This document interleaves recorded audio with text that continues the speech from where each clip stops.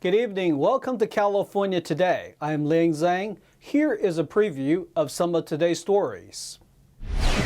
A sweeping snowstorm is hitting parts of the U.S. Even places where it's normally warmer, like Los Angeles, are seeing some rare weather phenomena. A trustee on the school board is being censored for posting a meme on his social media last year. Critics say it offends certain groups of people, while the trustee says that was not his intention. Tesla is opening a new engineering headquarters in the Bay Area. Musk says that the new office will focus on AI technology. A massive winter storm kept its grip on the northern plains and upper Midwest on Thursday. California also saw a separate storm spawned unusual weather. NTD's Bill Thomas has more. Southern California is known for sunshine, blue skies, and warm beaches, but that all changed on Thursday as a winter storm swept through the area, leaving behind high winds and winter storm warnings. According to the National Weather Service, the greater Los Angeles region saw an average of 1 to 4 inches of snow in and near mountain areas. As of Wednesday afternoon, higher elevations reported 6 to 12 inches of snow. Similarly, in Northern California, San Franciscans reported rare winter flurries as high elevations saw blizzard conditions. Snow is expected to blanket mountains in the Bay Area and the Los Angeles region. By Saturday, up to 8 feet of snow could accumulate on Mount Baldy, located northeast of Los Angeles. Icy conditions caused a 20-car collision in Yucaipa in San Bernardino County and sent 8 people to the hospital. The snow comes as freezing rains and gusty winds swept through the central U.S. The blistering conditions left hundreds of thousands without power and grounded hundreds of flights. Transportation departments across the northern United States reported closed roads and slick pavements due to ice and snow accumulation. Officials warned motorists to slow down when driving on icy roads. Bill Thomas, NTD News, Los Angeles. A college board trustee was censured for refusing to remove a post from his social media account. Opponents claim the post is offensive to some people, specifically to the LGBTQ community. The Chabot Las Positas Community College voted to censure Luis Reynoso. This comes after he refused to remove a meme from his LinkedIn page of over 4,000 followers. It was a picture of an apple that read, "This is a banana. If you see an apple, you are a right-wing extremist." He posted it in October 2022. There was no referencing on there to any group. And when I'm talking about freedom of speech, I practice it. I'm not going to take something down just because someone sees it offensive. I didn't write anything to that intent.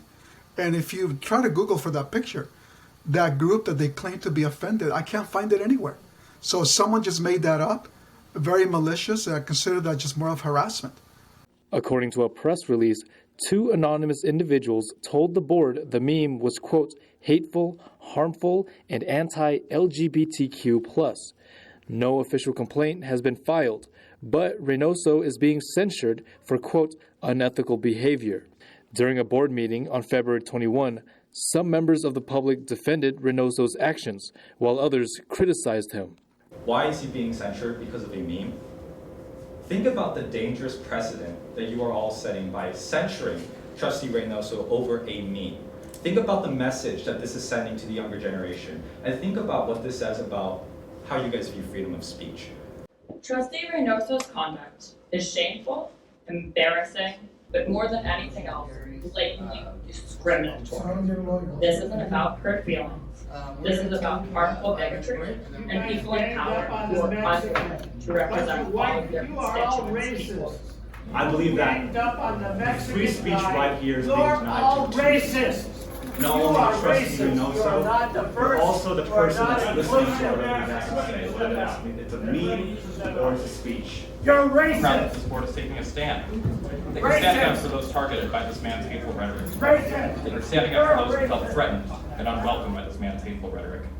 And I can tell you, when I was in first grade, I'm Jewish. My teacher pulled my Jewish star off my neck and told me I couldn't wear it to school. She wasn't fired. She wasn't thrown out. I sat in her classroom the rest of the year. Got along fine. There was no problems. Luis has not done anything like that. And for you to have censored him, demanding an apology, demanding that he be ridiculed in front of the community, that's a witch hunt.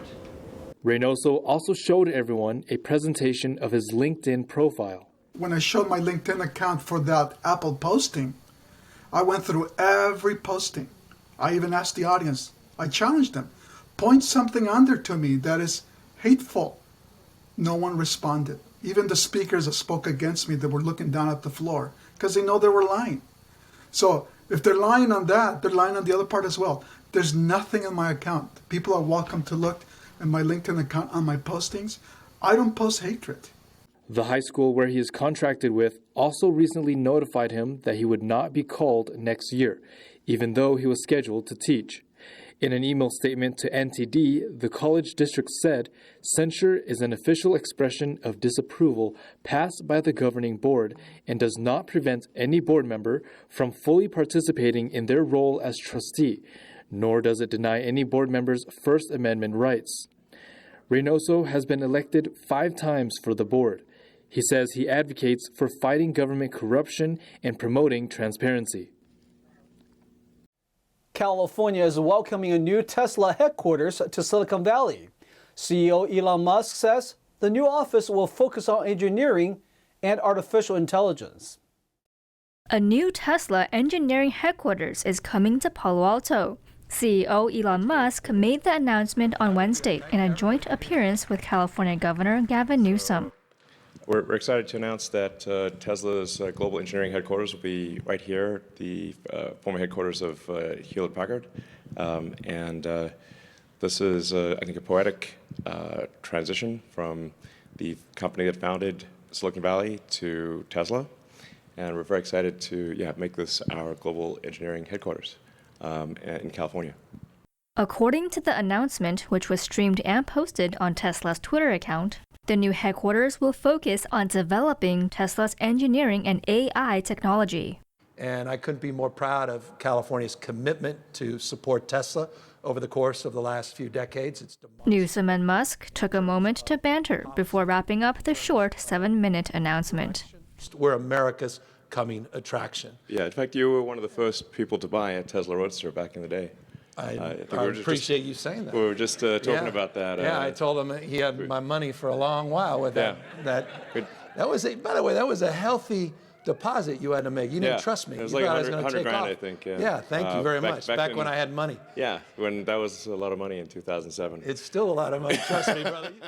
Tesla was originally founded in San Carlos, but in October of 2021, Musk moved the company's actual headquarters to Austin, Texas. He cited California's strict COVID regulations, among other reasons for relocating. Facebook parent company Meta is reportedly preparing for another round of job cuts. It comes as the company announced reorganization and downsizing efforts, affecting thousands of employees. The social media company downsized its workforce by over 10% in 2022, which amounted to more than 11,000 workers. The company cited the soaring costs and a weak advertising market as reasons for the layoffs. Meta is now reportedly planning to remove some layers of middle management. Meta CEO Mark Zuckerberg told investors earlier this month that last year's layoffs were the beginning of the company's focus on efficiency and not the end. The company declined a request for comment. Also in related news, Italy has launched an investigation into Meta, potentially making the company liable to pay over $900 million in taxes. According to Reuters, authorities are investigating if there is a case for user registration to be subject to a tax. A company spokesperson said the company takes its tax obligations seriously and pays all taxes required in the countries where it operates. We are going to take a short break, but here's a look at what we got for you when we come back. San Diego County announced the results of recent anti-human trafficking efforts. This comes as officials and victim rights activists blame the newly passed law for the increase in cases. Starbucks launched a new coffee in Italy. The new drink includes a dash of olive oil and will be available in Southern California soon. And flowers are blooming up and down the state. are popular poppy seeds close to the public, but a creative alternative allows visitors to see the flowers from a bird's eye view. That and more on California Today.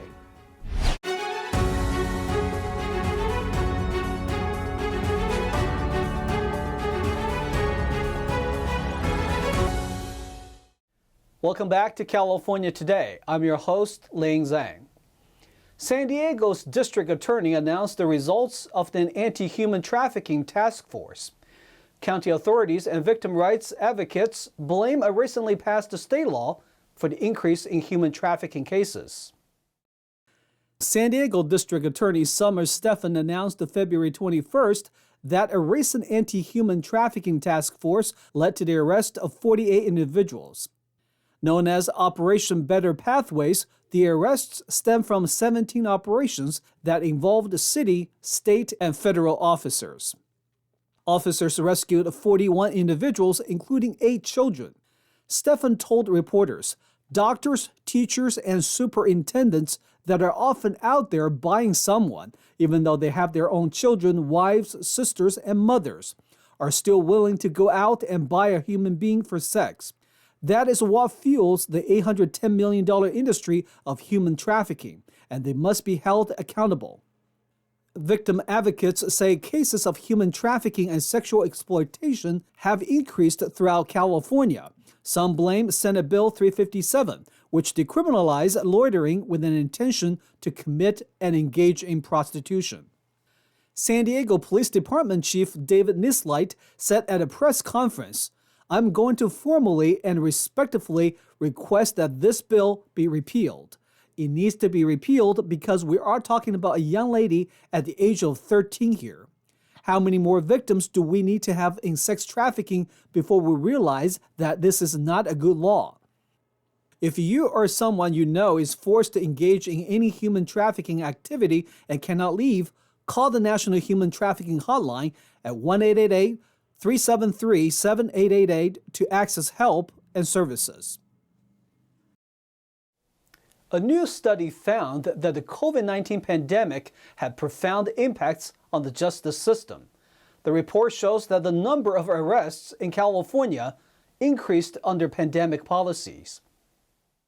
A report published earlier this month by the Public Policy Institute of California evaluated data on crimes during the pandemic. It compared data from January 2020 through July 2021. The report found that while there were some decreases in certain crimes, those categorized as violent crimes increased. This included aggravated assaults, auto thefts, and homicides. Lead researcher Deepak Prekumar said both in California and the rest of the country, homicides increased an unprecedented amount from year over year. This likely led to both Californians and Americans in general growing more concerned about crime. But he told the Epoch Times the increase in violent crime is, quote, currently not well understood, and that it appears not to be specific to California.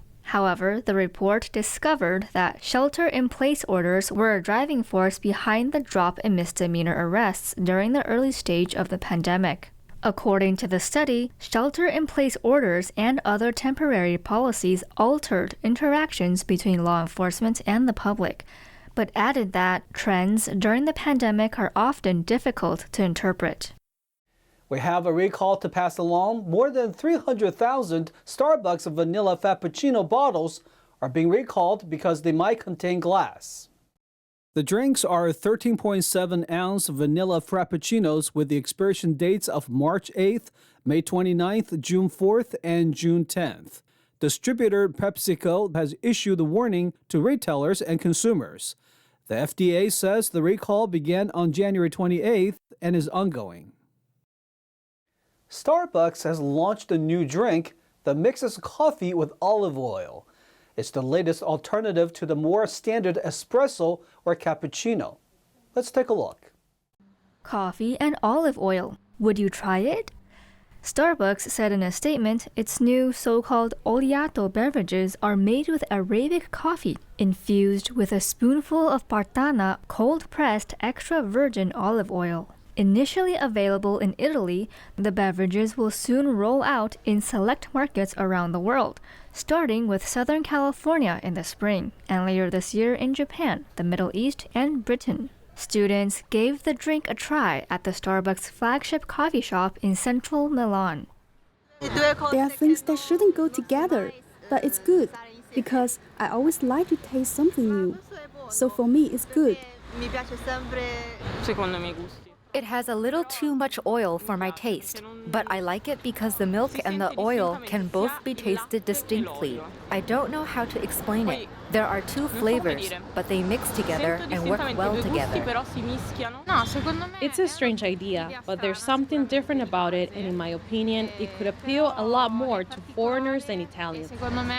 Starbucks interim CEO Howard Schultz said a trip to Milan in 1983 inspired him to export Italian drinking habits to the United States. He described Oliato as the next revolution in coffee. The Oliato debuted in various forms, including cafe latte, a deconstructed option featuring lemon juice, and an espresso martini with vodka and vanilla bean syrup. One of California's most popular poppy seeds is blooming early this year, but the well-known sightseeing spot is now closed to the public. That's because of visitors going off-trail and trampling the wildflowers. Now a creative approach is being taken to let people see the stunning scene up close from a bird's-eye view. NTD's Jeremy Sandberg has the story. The beautiful orange glow can be seen from miles, carpeting the hillsides of Walker Canyon near Lake Elsinore in California. Back in 2019, wet weather brought the area what locals call a super bloom. We hadn't seen a bloom this size in over 100 years.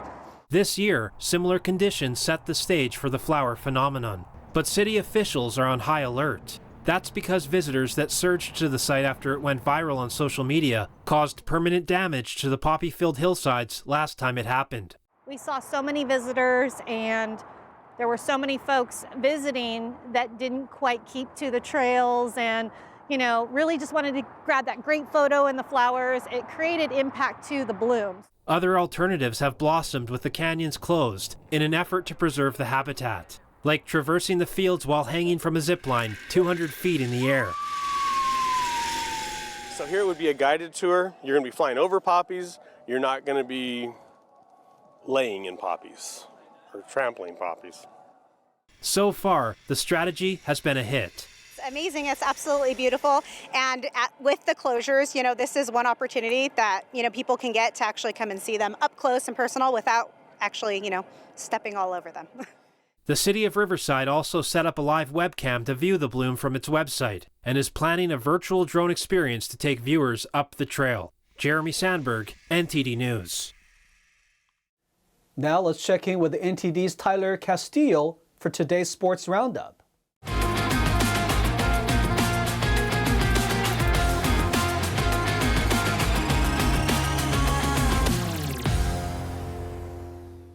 Welcome everyone, I'm Tyler Castillo and I'm taking you through the California Today Sports Roundup. The United States defeated Brazil 2-1 on Wednesday night to win the She Believes Cup for the fourth consecutive time with 2 goals from California native Alex Morgan and teammate Mallory Swanson. Japan finished second in the 4-team round-robin competition after defeating Canada 3-0 in the first game at Toyota Stadium in Frisco, Texas. All 4 She Believes Cup teams will play in the Women's World Cup this summer in Australia and New Zealand. Brazilian goalkeeper Lorena was unable to stop Morgan's curling goal in the fading minutes of the first half.